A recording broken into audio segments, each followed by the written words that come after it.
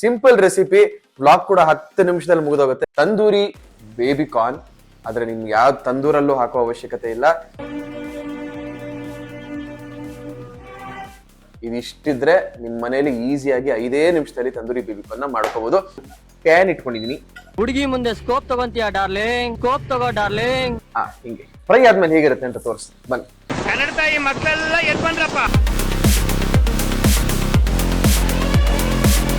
ನನ್ನ ಫೇವರೇಟ್ ಧನಿಯಾ ಪುಡಿ. Flash back. ನನ್ನ ಫೇವರೇಟ್ ಇಂಗ್ರೀಡಿಯೆಂಟ್ ಧನಿಯಾ ಪುಡಿ ಹಾಕ್ತಾ ಇದೀನಿ. ನನ್ ಕುತ್ತಿಗೆ ಒಂದ್ ತಾಳಿ ಕಟ್ಬಿಡು ಸಾಕು.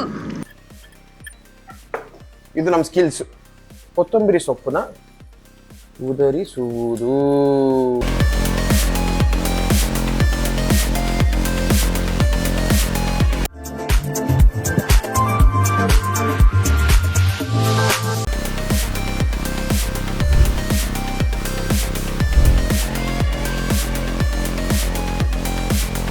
ಹಾಯ್ ಎಲ್ರಿಗೂ ನಮಸ್ಕಾರ, ವೆಲ್ಕಮ್ ಟು ನಮ್ಮ ಚಾನಲ್, ನಿಮ್ಮ ಚಾನಲ್ ರಾಯಭಾರಿ ಅವರು ನಾವು ನೀವು ಸ್ನೇಹಿತರೆ. ಇವತ್ತು ಮತ್ತೊಂದು ಕುಕಿಂಗ್ ವ್ಲಾಗ್ ನಿಮ್ಮ ಮುಂದೆ.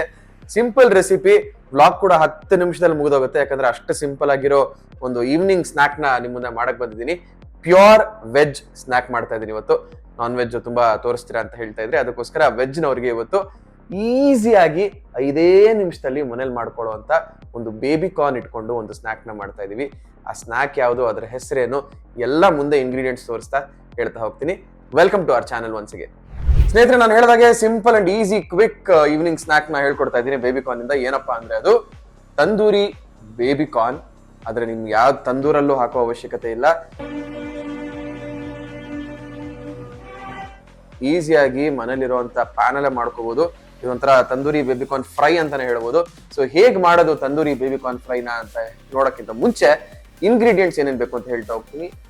ತುಂಬಾ ತುಂಬಾ ತುಂಬಾ ಕಡಿಮೆ ಇಂಗ್ರೀಡಿಯೆಂಟ್ಸ್. ಬನ್ನಿ, ಮೊದಲು ಬೇಕಾಗಿರೋದು ಆಬ್ವಿಯಸ್ಲಿ ಬೇಬಿ ಕಾರ್ನ್ ಬೇಕು. ಕೊತ್ತಂಬರಿ ಸೊಪ್ಪು ಹೆಚ್ಚಿಟ್ಕೊಂಡಿದ್ದೀನಿ. ಒಂದು ನಿಂಬೆಹಣ್ಣು ಬೇಕಾಗುತ್ತೆ. ಅರ್ಶಿನದ ಪುಡಿ, ಧನಿಯಾ ಪುಡಿ, ಮಿಯೋನೀಸ್, ಆಮೇಲೆ ಉಪ್ಪು, ಖಾರದ ಪುಡಿ, ಫ್ರೈ ಮಾಡೋದಕ್ಕೆ ಎಣ್ಣೆ ಅಥವಾ ಬಟರ್. ಇದಿಷ್ಟಿದ್ರೆ ನಿಮ್ಮ ಮನೆಯಲ್ಲಿ ಈಸಿಯಾಗಿ 5 ನಿಮಿಷದಲ್ಲಿ ತಂದೂರಿ ಬೇಬಿ ಕಾರ್ನ್ ಮಾಡ್ಕೋಬಹುದು. ಸೊ ಇದನ್ನ ಹೇಗ್ ಮಾಡೋದು ಅಂತ ನೋಡ್ತಾ ಹೋಗೋಣ, ಬನ್ನಿ. ಸೊ ಸ್ನೇಹಿತರೆ, ಮೊದಲನೇದಾಗಿ ಬೇಬಿ ಕಾರ್ನ್ ನಾವು ಬಾಯ್ಲ್ ಮಾಡ್ಕೋಬೇಕು, ಲಾಂಚ್ ಮಾಡ್ಕೋಬೇಕು. ಅದಕ್ಕೆ ನಾನು ಒಂದು ಪಾತ್ರೆಯಲ್ಲಿ ನೀರು ಇಟ್ಕೊಂಡಿದ್ದೀನಿ. ನೀರು ಕುದೀತಾ ಇದೆ.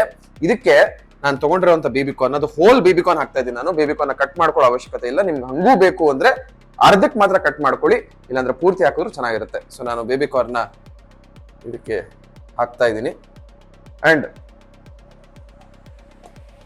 ಅದು ಬಾಯ್ಲ್ ಆಗೋದಕ್ಕೆ ಒಂಚೂರು ಬೇಬಿ ಕಾರ್ನ್ಗೆ ಉಪ್ಪು ಹಿಡಿಯೋದಕ್ಕೆ ಒಂಚೂರು ಉಪ್ಪನ್ನ ನಾನು ಬಾಯ್ಲಿಂಗ್ ಪ್ರೋಸೆಸ್ಗೆ ಹಾಕ್ತಾ ಇದ್ದೀನಿ.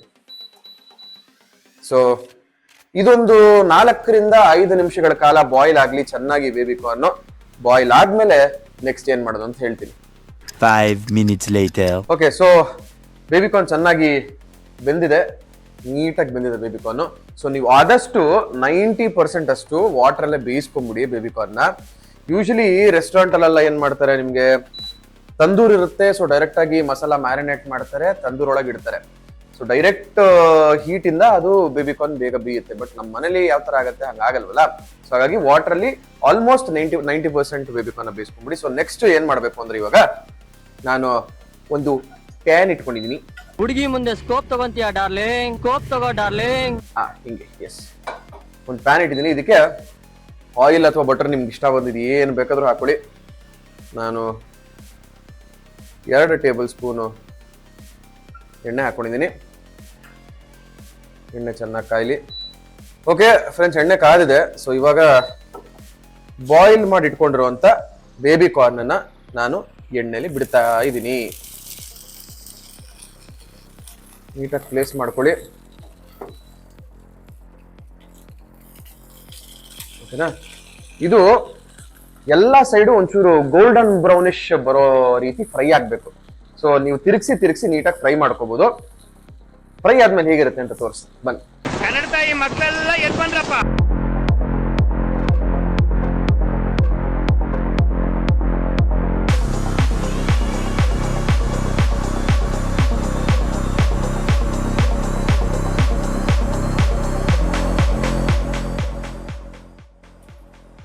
ಓಕೆ, ನೋಡಿದ್ರಲ್ಲ ಎಷ್ಟು ಚೆನ್ನಾಗಿ ಚಾರ್ಡ್ ಆಗಿದೆ ಬೇಬಿ ಕಾರ್ನ್, ನೀಟಾಗಿ ಪೂರ್ತಿ ಬೆಂದಿದೆ. ಸೊ ಇವಾಗ ನಾನು ಏನ್ ಮಾಡ್ತೀನಿ ಅಂದ್ರೆ, ನಾನು ಸ್ಟವ್ನ ಆಫ್ ಮಾಡ್ಕೋತೀನಿ, ನೀವು ಅಷ್ಟೇ ಸ್ಟವ್ನ ಆಫ್ ಮಾಡ್ಕೊಂಬಿಡಿ. ಈಗ ಆಫ್ ಮಾಡ್ಕೊಂಡ್ಮೇಲೆ ಮುಂದಿನ ಸ್ಟೆಪ್ ಏನಪ್ಪಾ ಅಂದರೆ, ಇದಕ್ಕೆ ಮೊದಲನೇದಾಗಿ ಮೇಯೋನೀಸ್ನ ಆಡ್ ಮಾಡ್ತಾ ಇದೀನಿ. ನಾನು ಇಲ್ಲಿ ತಗೊಂಡಿರೋದು ವೆಜ್ ಮೇಯೋನೀಸ್ ಅಲ್ಲಿ ಗಾರ್ಲಿಕ್ ಫ್ಲೇವರ್ ಮೇಯೋನೀಸ್ ತಗೊಂಡಿದ್ದೀನಿ ನಾನು. ಸೊ ನೀವು ಮನೆ ನಾನ್ ವೆಜ್ ತಿಂತೀರಾ ಅಂದ್ರೆ ರೆಗ್ಯುಲರ್ ಮೇಯೋನೀಸ್ ಕೂಡ ಯೂಸ್ ಮಾಡ್ಬೋದು. ಇದು ವೆಜ್ ರೆಸಿಪಿ ಆಗಿರೋದ್ರಿಂದ ಅಂಡ್ ನನಗೆ ಈ ಫ್ಲೇವರ್ ತುಂಬಾ ಇಷ್ಟ ಆಗಿರೋದ್ರಿಂದ ನಾನು ವೆಜ್ ಗಾರ್ಲಿಕ್ ಮೇಯೋನೀಸ್ ತಗೊಂಡಿದ್ದೀನಿ. ಸೊ ಇದನ್ನ 1 ಟೇಬಲ್ ಸ್ಪೂನ್ ಅಷ್ಟು ಹಾಕ್ತೀನಿ. ಫ್ರೆಂಡ್ಸ್, ಮಯೋನೀಸ್ ಹಾಕಿದೆ. ಇವಾಗ ಇದಕ್ಕೆ ನಾನು ಅವಾಗಲೇ ಒಂದು ಇಂಗ್ರೀಡಿಯೆಂಟ್ ಹೇಳೋದು ಮಿಸ್ ಮಾಡಿದ್ದೆ, ಒಂಚೂರು ಜಿಂಜರ್ ಗಾರ್ಲಿಕ್ ಪೇಸ್ಟ್, ಅದನ್ನು ಒಂಚೂರು ಫ್ಲೇವರ್ಗೋಸ್ಕರ ಅಷ್ಟೇ. ಎಸ್, ಅಷ್ಟೇ ಸಾಕು.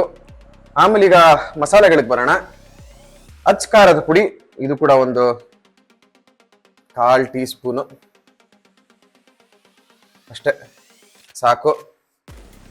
ಆಮೇಲೆ ನನ್ನ ಫೇವ್ರೆಟ್ ಧನಿಯಾ ಪುಡಿ, Flashback. ನನ್ನ ಫೇವ್ರೆಟ್ ಇಂಗ್ರೀಡಿಯೆಂಟ್ ಧನಿಯಾ ಪುಡಿ ಹಾಕ್ತಾ ಇದ್ದೀನಿ. ನನ್ ಕುತ್ತಿಗೆ ಒಂದ್ ತಾಳಿ ಕಟ್ಬಿಡು ಸಾಕು.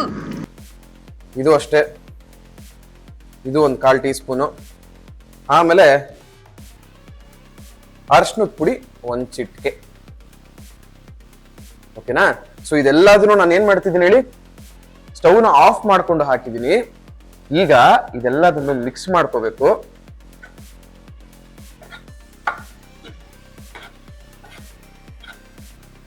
ಸೊ ಇದೆಲ್ಲದನ್ನು ಚೆನ್ನಾಗಿ ಮಿಕ್ಸ್ ಮಾಡಿ ಒಂಚೂರು ಉಪ್ಪು ಹಾಕೋತೀನಿ, ಯಾಕಂದ್ರೆ ಮಯೋನೀಸಲ್ಲಿ ಯೂಶಲಿ ಉಪ್ಪಿರುತ್ತೆ ಅಂಡ್ ನೀವು ಬೇಬಿಕಾರ್ನ ಬೇಯಿಸ್ಬೇಕಾದ್ರೂ ಉಪ್ಪು ಹಾಕೊಂಡಿರ್ತೀರಾ. ಸೊ ಹಾಗಾಗಿ ಇದೆಲ್ಲದನ್ನು ಹಾಕಿ ಚೆನ್ನಾಗಿ ಮಿಕ್ಸ್ ಮಾಡ್ಕೊಂಡಿದ್ದೀನಿ.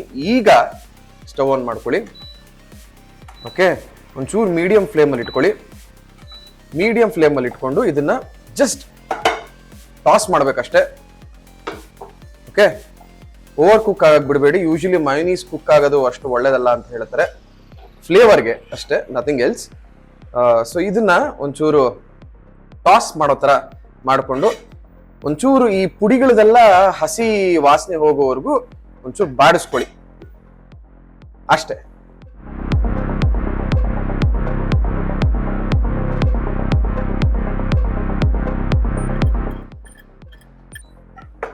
ಇದು ನಮ್ಮ ಸ್ಕಿಲ್ಸ್. ಸೊ ಇದು ಮಯೋನೀಸ್ ಮತ್ತೆ ನಮ್ಮ ಮಸಾಲಾ ಪೌಡರ್ಗಳ ಜೊತೆ ಸಕ್ಕತ್ತಾಗಿ ಫ್ರೈ ಆಗಿದೆ. ಇದು ಪೂರ್ತಿಯಾಗಿ ಯಾವಾಗ ಫ್ರೈ ಆಗಿದೆ ಅಂತ ತೋರಿಸ್ತೀನಿ ಬನ್ನಿ. ಇದು ಇಲ್ಲಿ ನೋಡಿ, ಎಣ್ಣೆ ಪೂರ್ತಿಯಾಗಿ ಎಣ್ಣೆ ಬಿಟ್ಕೋತಾ ಇದೆ. ಎಣ್ಣೆ ಬಿಟ್ಕೋತು ಅಂದ್ರೆ ಇದು ಪೂರ್ತಿಯಾಗಿ ಫ್ರೈ ಆಗಿದೆ ಅಂತ. ಸೊ ಆಬ್ವಿಯಸ್ಲಿ ನಾವು ಎಣ್ಣೆ ತಿನ್ನೋದಿಲ್ಲ ಅದನ್ನ. ಸೊ ಈಗ ಫೈನಲ್ ಟಚ್ ಶಾಸ್ತ್ರದ ಪ್ರಕಾರ ಕೊತ್ತಂಬರಿ ಸೊಪ್ಪನ್ನ ಉದರಿಸುವುದು. ಓಕೆ, ಏನು ಅದ್ಭುತವಾಗಿದೆ ಅಂದ್ರೆ ನೋಡಿ, ಸಕ್ಕತ್ತಾಗಿದೆ. ಇದನ್ನ ಇವಾಗ ಪ್ಲೇಟಿಂಗ್ ಮಾಡಿ ಹೇಗಿದೆ ಅಂತ ಟೇಸ್ಟ್ ಮಾಡಿ ಹೇಳ್ತೀನಿ ಬನ್ನಿ. ಸೊ ಸ್ನೇಹಿತರೆ, ಪ್ಲೇಟಿಂಗ್ ಮಾಡಕ್ ಮುಂಚೆ ಎಲ್ಲ ಆಫ್ ಮಾಡಿದ್ಮೇಲೆ ಲಾಸ್ಟ್ ಫೈನಲ್ ಟಚ್ ಒಂದು ನಿಂಬೆ ಹಣ್ಣು. ಸೊ ಅದನ್ನ ನಾನೊಂದು 1/4 ಭಾಗ ನಿಂಬೆ ಹಣ್ಣನ್ನ ಇದಕ್ಕೆ ಹಿಂಡ್ಕೋತಾ ಇದ್ದೀನಿ. ಸೊ ಇದು ಫುಲ್ಲು ಸ್ಪೈಸಿ ಆಗಿ, ಟ್ಯಾಂಗಿ ಆಗಿ, ಬೇಬಿ ಕಾರ್ನ್ ಅಲ್ಲಿರೋ ಒಂಚೂರು ಸ್ವೀಟ್ನೆಸ್ ಇದೆಲ್ಲವೂ ಸಿಗುತ್ತೆ ನಿಮ್ಗೆ. ಸೊ ಇವಾಗ ಪ್ಲೇಟಿಂಗ್ ಮಾಡ್ತಾ ಇದ್ದೀನಿ. ಎಸ್.